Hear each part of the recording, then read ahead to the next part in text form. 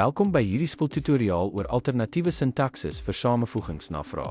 Vandag gaan ons ondersoek hoe sal jou toelaat om samevoegings uit te voer deur beide die ouer nie-ANSI sintaksis en die moderne ANSI sintaksis te gebruik, sodat jy die verskille, voordele en wanneer elkeen gebruik kan word, kan verstaan.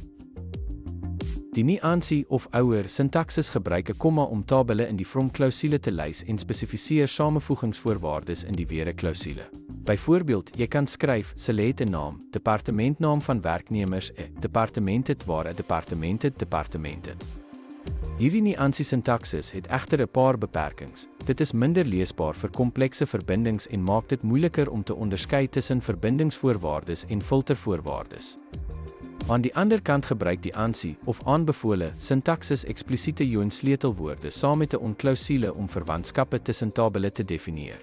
Jy kan byvoorbeeld skryf, select 'n naam, departementnaam van werknemers sluit aan by departement het on 'n departement het departement het. Die ANSI sintaksis bied duidelike voordele. Dit is meer leesbaar en makliker om te onderhou, ondersteun verskillende tipes verbindings soos inner, left, rigid en fill en help om foute te verminder wanneer verskeie tabelle gekombineer word. Dit sluit ons blik op alternatiewe samevoegingssintaksis instel af. Terwyl beide nie-ANSI en ANSI benaderings dieselfde resultate vir eenvoudige samevoegings kan lewer, word die ANSI sintaksis oor die algemeen verkies vir die duidelikheid, onderhoudbaarheid en versoenbaarheid met moderne skoolstandaarde.